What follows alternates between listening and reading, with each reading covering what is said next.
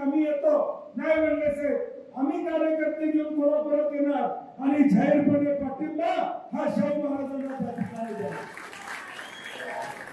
हे जे काय मोठेपण आहे किंवा हे शाहू महाराजांच्या बद्दलचं प्रेम आपुलकी ज्या कर्तृत्वान राज्याला खऱ्या अर्थानं हा कोल्हापूर स्वतःच्या पायावर उभं करण्याचं सामर्थ्य ज्या शाहू महाराजांना दिलं, त्या शाहू महाराजांच्या या कुटुंबामध्ये आज उमेदवारी होते आणि त्याला कार्यकर्ता म्हणून माझा पाठिंबा असला पाहिजे ही भूमिका अप्पी पाटलांनी त्या ठिकाणी स्वीकारली. इतिहासामध्ये नोंद होईल अशा पद्धतीची निवडणूक ही या भविष्य काळात या ठिकाणी असतात. शाहू महाराजांची उमेदवारी जाहीर झाल्यानंतर संपूर्ण महाराष्ट्रामध्ये आणि देशामध्ये एक चैतन्यमय वातावरण निर्माण झालं, ज्याचा उल्लेख केला प्रकाश आंबेडकरांनी पाठिंबा दिला. सगळ्यांनी समाजातल्या प्रत्येक घटकानं आज शाहू महाराजांच्या प्रती पाठिंबा देण्याची भूमिका या ठिकाणी स्वीकारली.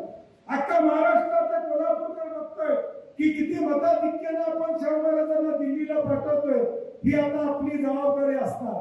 वरच्यानी सगळं काम केलेलं आहे, आता जबाबदारी आपली असणार आहे. कोल्हापूरकरांची जबाबदारी असणार आहे की उद्याच्या भविष्यकाळात आम्ही किती मताधिक्यानं शाहू महाराजांना दिल्लीत पाठवतो याच्यावर उद्याचा महाराष्ट्र आमच्याकडं कोल्हापूर म्हणून या ठिकाणी बघणार. आणि म्हणून आपली जबाबदारी आहे. राहिले तर 29 दिवस फक्त निवडणुकीला, आजचा दिवस गेला, राहिले 28 दिवस, त्यातले 4-5 दिवस आंबेडकर जयंती, महावीर जयंती, ईद आहे, पाडवा आहे, हे 5 दिवस सोडून द्या. राहतात 24 दिवस तुमच्याकडे प्रचाराला.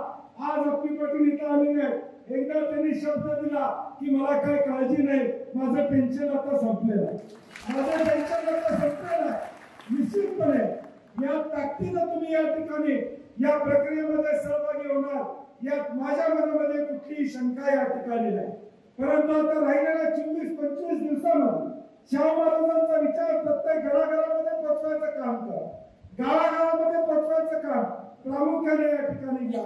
ज्यावेळी चर्चा झाली अप्पी पाटलांची त्यावेळी ते म्हणले की साहेब मी एकटा निर्णय घेत नाही, नेहमी मी घेतो, परंतु यावेळी मात्र मी लोकांची चर्चा करतो आणि निर्णय घेतो.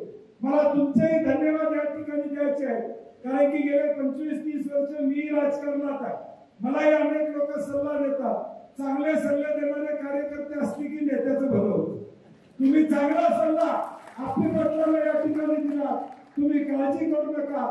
मगाशी म्हटल्याप्रमाणे अप्पी पाटलांना आणि तुम्हाला आम्ही ओट्यात घेतलेलं आहे, तुमची कुठलीही अडचण या ठिकाणी होणार नाही हे तुम्हाला निश्चितपणे या ठिकाणी सांगतो.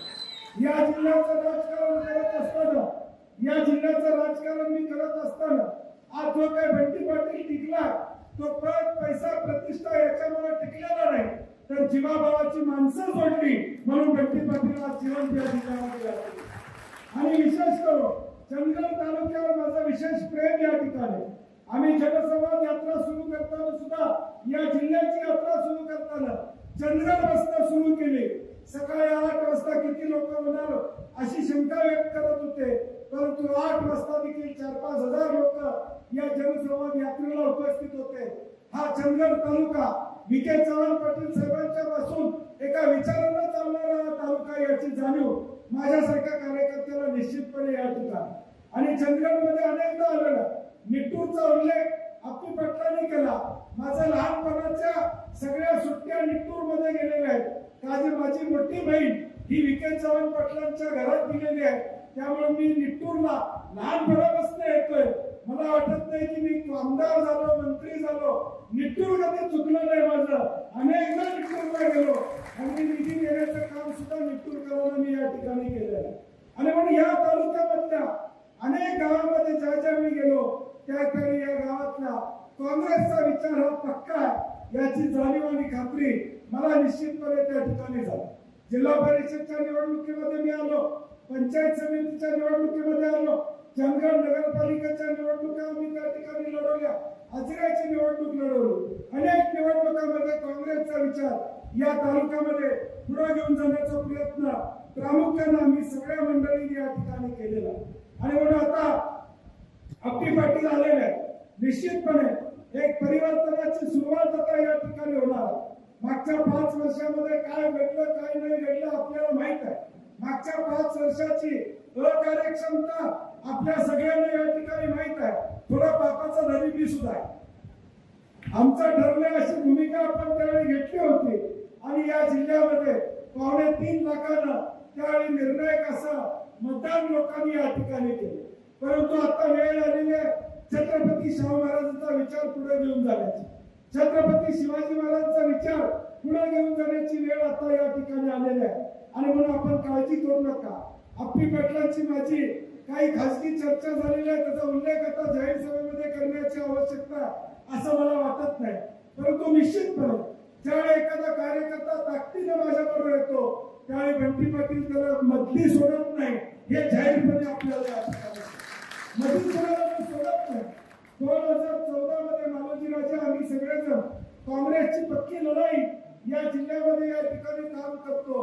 14 मध्ये सत्ता गेली, 15 मध्ये अनेक परिवर्तन या जिल्ह्यामध्ये या ठिकाणी झाले. परंतु आमच्या कुठेही अभेद आम्ही राहिलो, आमच्यातलं कोण फुटून कुठं बाहेर या ठिकाणी गेलं नाही. ताकद आमची कायमपणे अबाधित ठेवण्याचं काम आम्ही केलं. आज देखील या जिल्ह्यामध्ये काँग्रेसची ताकद अबाधित ठेवण्याचा प्रयत्न माझ्यासारखा कार्यकर्ता करतो. तो माझ्या एकट्याच्या ताकदीवर नाही तर अप्पी पाटील आणि तुमच्या सरकारच्या जोरावर करतो, हे जाहीरपणे आपल्याला या ठिकाणी करतो. आणि म्हणून आता वेळ आलेली आहे ती संघर्षाची वेळ आलेली आहे. आता आलेली वेळ ते रस्त्यावरून संघर्ष करण्याची भूमिका येणाऱ्या भविष्यकाळात आता आपल्याला घ्यावी लागणार आहे. आणि म्हणून अप्पी पाटील आलेले आहेत.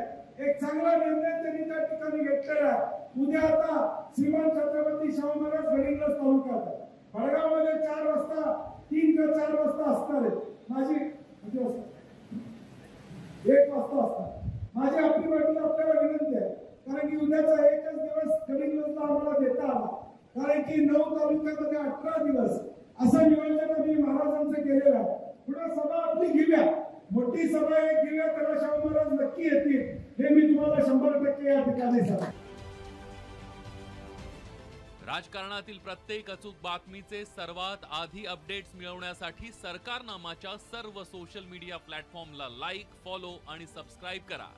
तसंच सर्व नोटिफिकेशनसाठी बेल आयकॉन प्रेस करायला विसरू नका.